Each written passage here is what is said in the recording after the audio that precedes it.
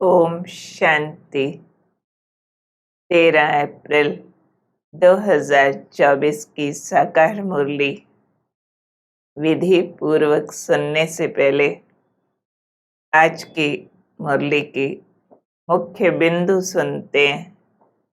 आज विशेष तौर पर बाबा हम बच्चों से एक मीठी गारंटी कर रहे हैं और डेड साइलेंस का अनुभव करने की विधि बता रहे हैं। जो बच्चे कहते हैं हमारा योग नहीं लगता, वो डेड साइलेंस का अनुभव कैसे करें। साथ ही बाबा अपना यथार्थ परिचय और अपने विशिष्ट कर्तव्य से अवगत करा रहे और संगम युग की वैल्यू के साथ मधुबन की महिमा बता रहे हैं और हर्षित मुख भाव का वरदान दे रहे हैं। चलिए अपनी एकाग्रता बढ़ा लेते हैं ताकि इन अनमोल ईश्वरीय महावाक्यों को हम जीवन में उतार पाएं। ये ज्ञान हमारी शक्ति बन जाए।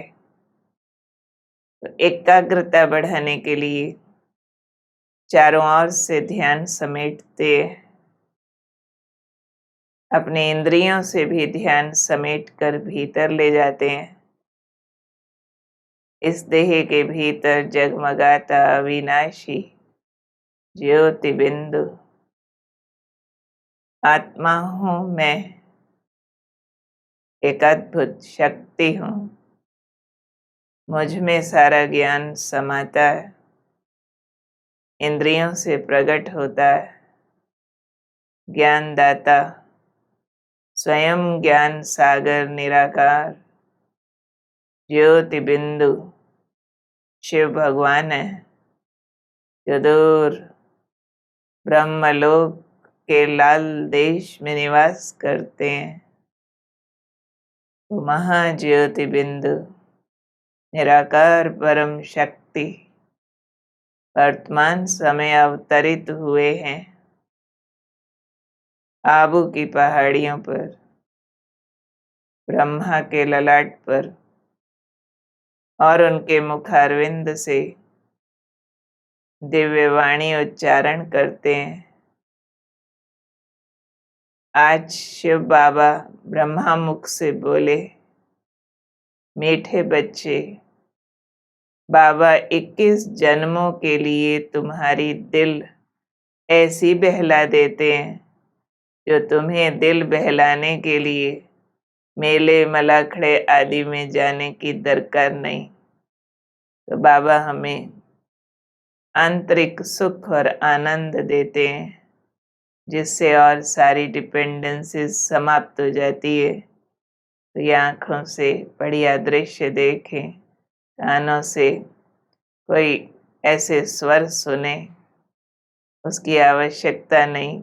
भीतर अनहद नाद बजता है जो मनोरंजन कर देता है, तो बाहर की ज़रूरत नहीं रहती है। अब संगम युग चल रहा है। हम बाबा के बच्चे खुद को बदल कर बाबा के विश्व परिवर्तन के कार्य में सहयोगी बनते हैं। तो हम सब सहयोगी बच्चों के लिए बाबा आज एक स्वीट गारंटी कर रहे हैं कि श्रीमत पर राजधानी स्थापन करने में मददगार बनने वाले बच्चों के लिए गारंटी है कि उन्हें कभी काल नहीं खा सकता।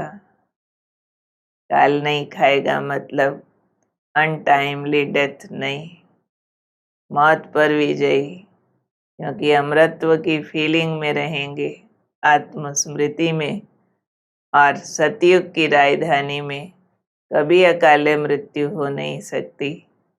ये है फ्यूचर काल पर विजय पाने का। हाँ, बेटाइम मृत्यु किसी की नहीं होगी।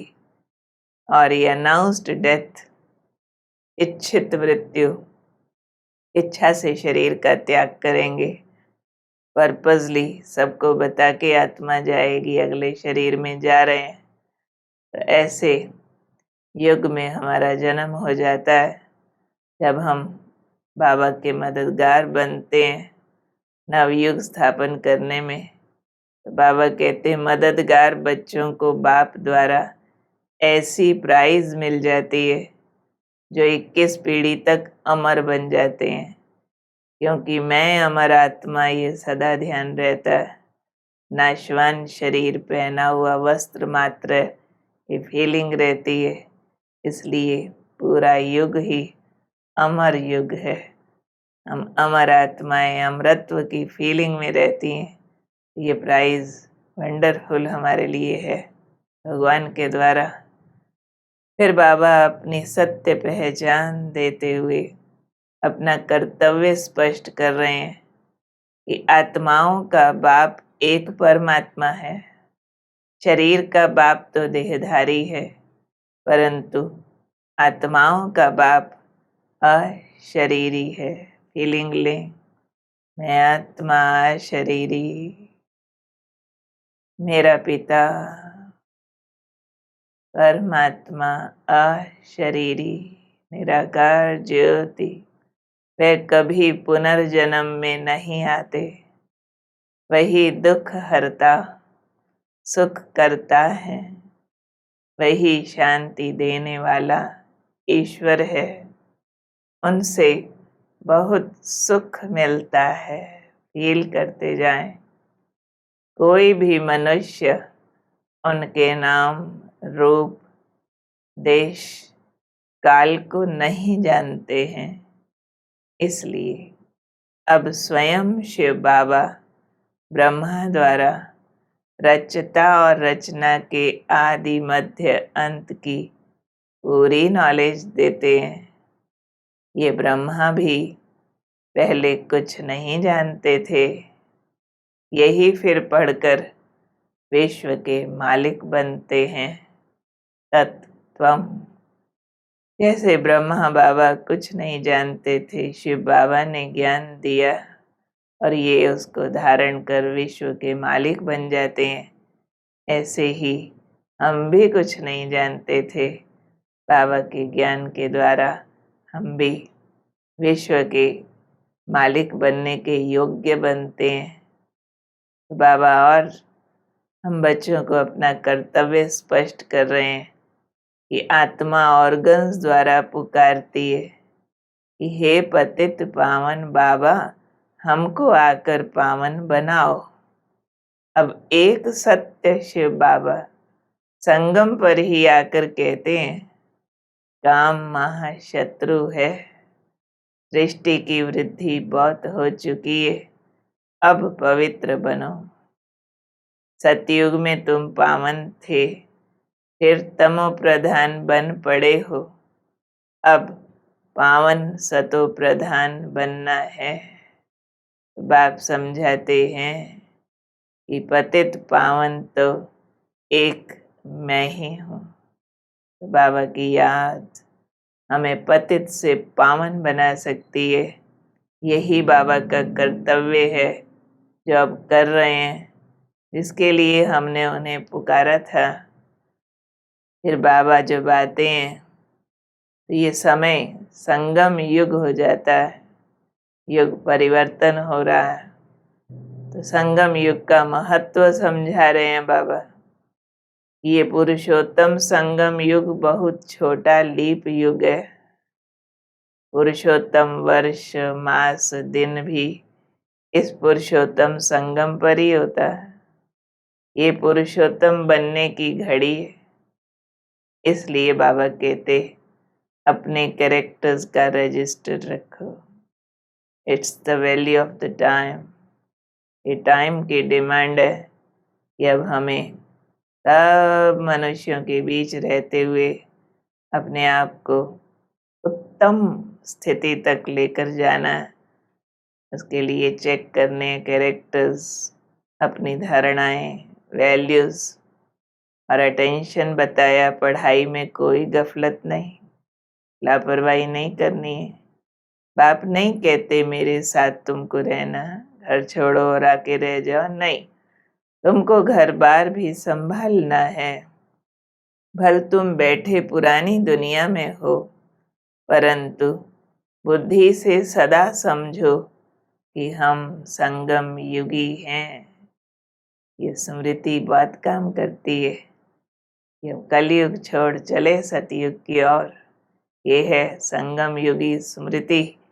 भले घर में रहो, परंतु इस स्मृति से सारे विकार समाप्त हो सकते हैं।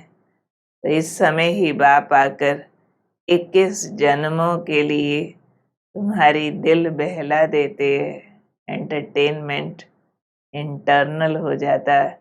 इसके लिए तुमको कहाँ पहाड़ों आदि पर जाने की दरकार नहीं है। फिर बाबा बच्चों के साथ रूरिहान कर रहे हैं डेड साइलेंस के संबंध में। ये बच्चे कहते हैं बाबा हम योग में नहीं रह सकते। तो बाबा पूछते हैं क्या याद की यात्रा तुम बच्चों को कठिन लगती है? याद तो सब चीजों को किया जाता है। तुम बच्चे हो, मैं तुम्हारा बाप भी हूँ, माशूक भी हूँ। सब आशिक मुझे याद करते हैं। भक्ति मार्ग में भल तो मित्र संबंधियों को याद करते थे, फिर भी हे प्रभु हे ईश्वर तो जरूर कहते थे। इसलिए बाबा ने कहा मैं सबका बाप माशूक हूँ। भक्ति में सब करते हुए भी मुझे याद करते रहते थे। सिर्फ पता नहीं था वह क्या चीज है। भगवान को पहचानते नहीं थे, बुलाते तो थे।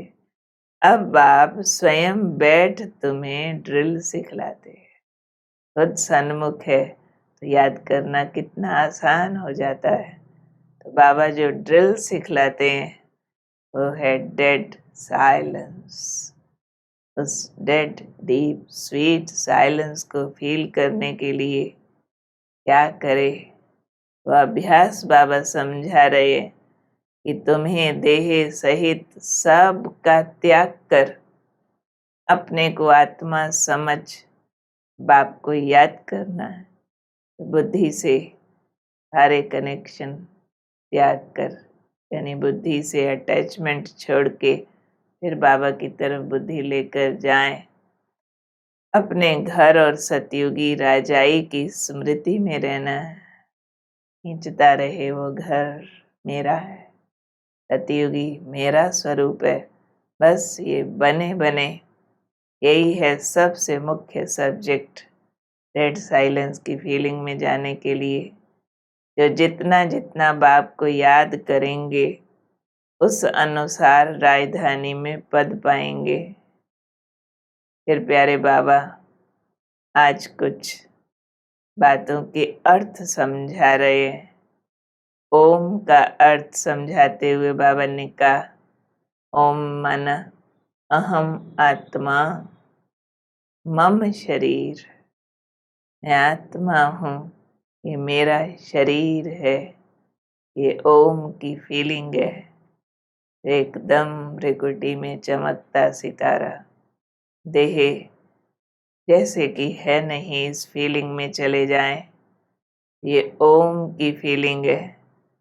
फिर बाबा माउंट आबू में जो दिलवाड़ा मंदिर है उसका अर्थ बता रहे हैं कि तुम 5000 वर्ष पहले भी यहाँ आए थे, सेवा की थी, तो तुम्हारी तपस्या और सेवा का यादगार ये दिलवाड़ा मंदिर है। और अभी तुम चैतन्य में फिर यहाँ ही आकर बैठे हो। दूसरा वहाँ बहुत सुंदर अचल घर बना हुआ है। बाबा कहते वो भी तुम्हारी अचल स्थिति का यादगार है। गुरु शिखर बना है वहाँ। तो बाबा ने उसका बताया कि सतगुरु बाबा ऊंचे से ऊंचा तुमको अभी मिला है, इसलिए गुरु शिखर बनाया है और गौमुख भी बनाया है। तो ज्ञान सागर परम पिता परमात्मा इस ब्रह्मा रथ में बैठकर सुनाते हैं। तो उसका गौमुख यादगार है कि गौ के मुख से जलधारा निकलती है ज्ञान धारा। और रक्षाबंधन का यादगार है दुनिया में। बाबा ने कहा जब पूरी पक्की राखी बांध हम राज्य भाग्य लेते हैं तब फिर यादगार नहीं मनाते हैं। तो पूरी पक्की राखी क्या है? बाबा ने कहा तुम्हारी पिछाड़ी की अवस्था का, जब हमारी भाई बहन की पवित्र दृष्टि सबके लिए पक्की हो जाती है, उसके यादगार त्योहार बनते हैं। फिर बाबा हमें मधुबन की विशेषता सुना रहे हैं कि तुम यहाँ आए हो मधुबन बाप से पढ़कर रिफ्रेश होने के लिए।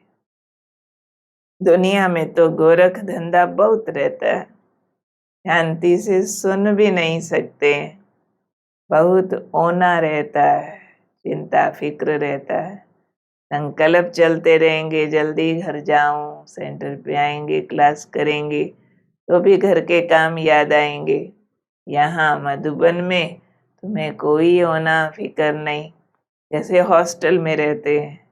यहाँ ईश्वरीय परिवार है, तो परिवार में बस क्लास किया, ज्ञान योग किया, बाकी तो कमाना नहीं, पकाना नहीं, सब कुछ पका पकाया जैसे घर में होकर रहते हैं। तो ये मधुबन हमारी अवस्था को ऊंचा बनाने का साधन है। फिर बाबा ईश्वरीय सेवा के लिए हमें समझा रहे हैं कि ये बेहद का स्कूल है, इसकी ब्रांचेस ढेर होंगी, गली गली घर घर में हो जाएंगी। कोई कहते हैं बाबा हमने अपने घर में चित्र रखे हैं, मित्र संबंधी आदि आते हैं, हम उनको समझाते हैं। बाबा कहते हाँ, तुम चित्रों पर उनको समझाओ।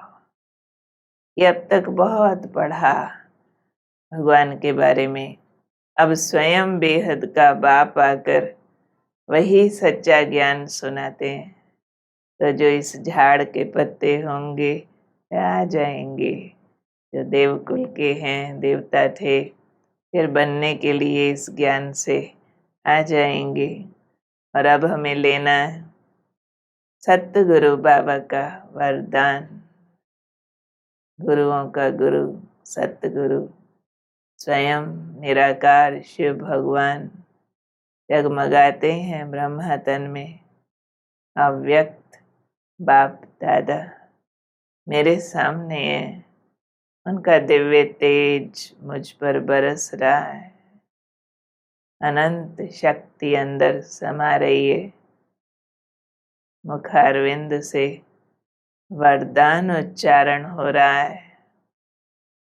हील करें वरदान की शक्ति। बच्चे सदा सर्व प्राप्तियों से भरपूर रहने वाले हर्षित मुख हर्षित चित्त भव।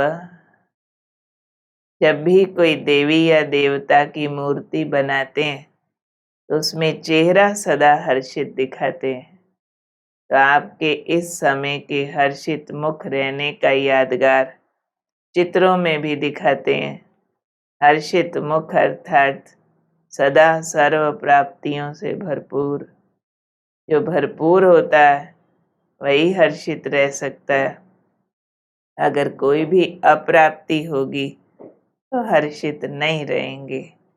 कोई कितना भी हर्षित रहने की कोशिश करे, बाहर से हंसेंगे लेकिन दिल से नहीं। तो आप तो दिल से मुस्कुराते हो, क्योंकि सर्व प्राप्तियों से भरपूर हर्षित चित्त हैं। हम चेक कर लें, भीतर में सर्व प्राप्तियां की हैं, उस आधार पर हर्षित रहते हैं। कोई अप्राप्ति होती है तो हर्षित नहीं रहने देती, उसको चेक करके जल्दी फिल करना है, ताकि सदा हर्षित रहें, दिल से मुस्कुराएं, सिर्फ बाहर से ना हंसें। उसके लिए अपने को याद दिलाते रहें कि मैं हर्षित चित्त आत्मा हूँ। केवल मुख पर हंसी नहीं, अंदर से भरपूर सर्व प्राप्तियों से मेरा बाबा सर्व प्राप्तियों का दाता मुझे भरपूर करता जा रहा है।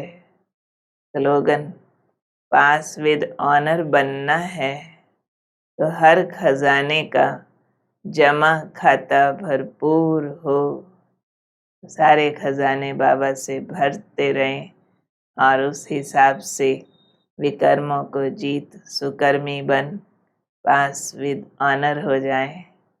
आज की मुरली से हम अपने लिए काम लेते हैं कि सदा बुद्धि में रखेंगे कि हम सभी ईश्वरीय परिवार के हैं। आपस में आत्मा रूप में भाई भाई, दैहिक रूप में भाई बहन, ये हमारा परिवार है। और डेड साइलेंस की ड्रिल करनी है। उसके लिए यहाँ जो कुछ इन आँखों से दिखाई देता है उसे नहीं देखना है, यानी अटैच नहीं होना है। देह सहित बुद्धि से सब का त्याग कर अपने घर और राज्य की स्मृति में रहना है। साथ ही कैरेक्टर्स का रजिस्टर रखना है। पढ़ाई में गफलत नहीं करनी है। इस पुरुषोत्तम संगम युग पर पुरुषोत्तम बनना है और बनाना है और देवताओं समान सदा हर्षित रहने के लिए एक बाबा से सर्व प्राप्तियों से अपने को भर लेना है। अंदर की आंख से देखते रहें, मेरा बाबा कैसा जगमगाता है ब्रह्म तन में, मेरे साथ रहता है, मेरे सब काम करता है। उनकी वरदानी दृष्टि मुझ पर है। उनका प्यार, उनका सुख, उनकी शक्तियाँ मुझ में समाती मुझे सर्व प्राप्तियों से भर रही है। ओम शांति।